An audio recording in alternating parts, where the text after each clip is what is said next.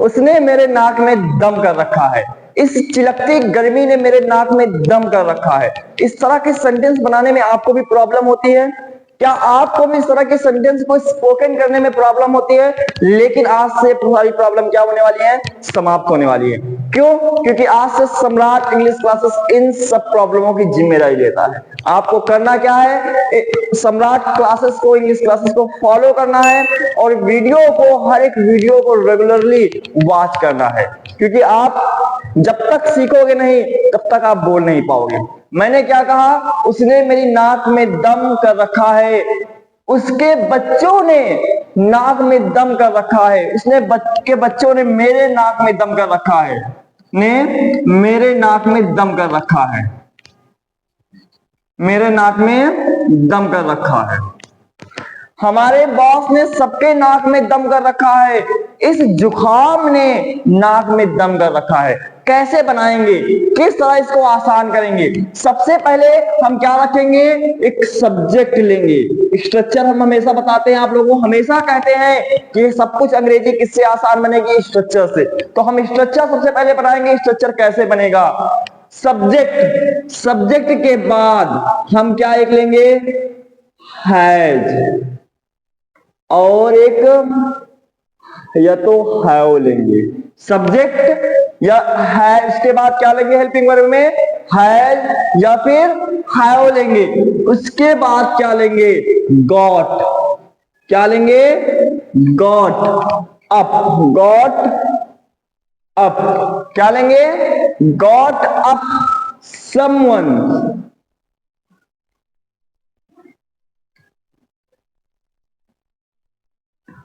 someone's nose। क्या लेंगे? लिखेंगे someone's nose प्लस ऑब्जेक्ट। अब ये गॉट अप समवन नोज एक क्या है? फ्रेज है।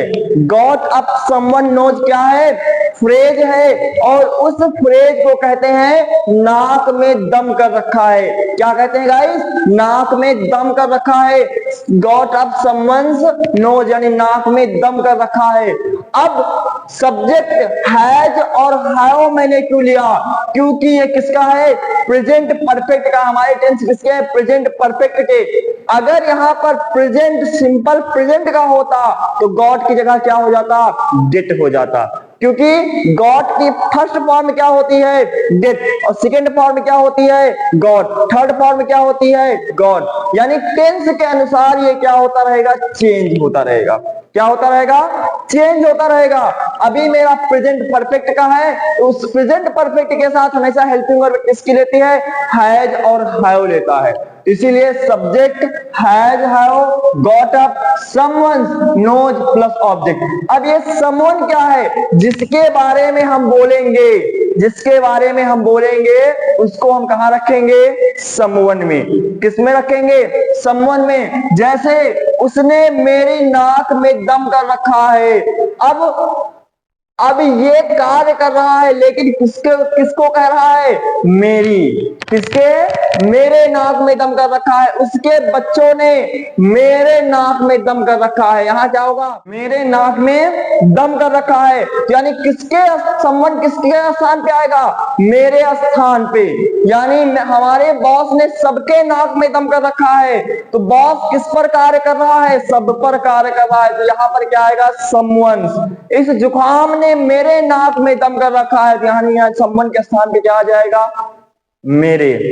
अब मैंने कहा उसने मेरे नाक में दम कर रखा है। अब उसने को क्या लिखेंगे?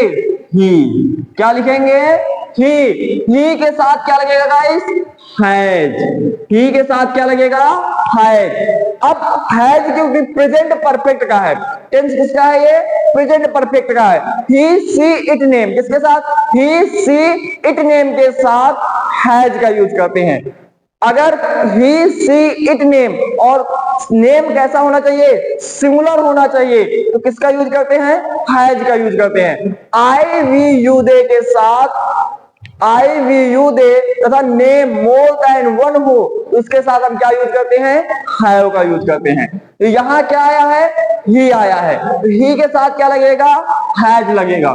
ही हैज, थोड़ी देर के लिए हम इसको इफेस कर देते हैं, मिटा देते हैं इसको, ठीक है, एज कर देते हैं इसको। He has got, he had got up, क्या होगा, he had got up, किसके नाक में, मेरे, यानी he has got up my nose, he has got up my nose, उसने मेरे नाक में दम कर रखा है। he has got up my nose, he has got up my, practice करो। मैंने क्या कहा, बिना प्रैक्टिस के कुछ नहीं होगा। बोलो, आप भी बोलो, किसने आपको परेशान करा, किसने आपकी नाक में दम करा, कौन आपको नाक में दम करता है, जल्दी से बताओ। उसके बच्चों ने मेरे नाक में दम कर रखा है। तो हिज चाइल्ड, या फिर अगर किसी महिला के बारे में बोल रहे हो या किसी महिला के बारे में बोल रहे हो तो वहां हर लगेगा, यानी his child, his child, child, his child have, his child have क्या रखा है, गॉट अप, क्या यूज करेंगे, गॉट अप, किसके नाक में, मेरे नाक में, यानी यहां पर मैंने गैप कर दिया था, मेरे, यहां लगा दो मेरे, ठीक है, क्योंकि थोड़ा सा प्रॉब्लम है, क्योंकि यहाँ पर मेरे राइटिंग के समय लिख नहीं पाया था, तो इसलिए हम यहाँ पर मेरे लगाते हैं। फिर से उसके बच्चों ने मेरे नाक में दम कर रखा है। His child have got up my nose, his child have got up my nose, हमारे बॉस ने सबके नाक में दम कर रखा है। हमारे बॉस ने, आर बॉस, आर बॉस, अब बिग बॉस वाले नहीं बॉस, ऑफिस वाले बॉस की बात हो रही है। अब ऑफिस वाले बॉस की बात हो रही है, क्या है, आर बॉस। अब आर बॉस कितने होंगे, हमारे बॉस कितने होंगे, एक होगा या दो, एक होंगे। जब एक होगा, सिंगुलर होगा, तो सिंगुलर के साथ क्या लगाएंगे, हैज लगाएंगे। क्या लगाएंगे, हैज लगाएंगे। यानी our boss has got up, क्या हो जाएगा, गॉट अप, किसके नोज, नाक में, सबके नाक में, एवरीवन नोज,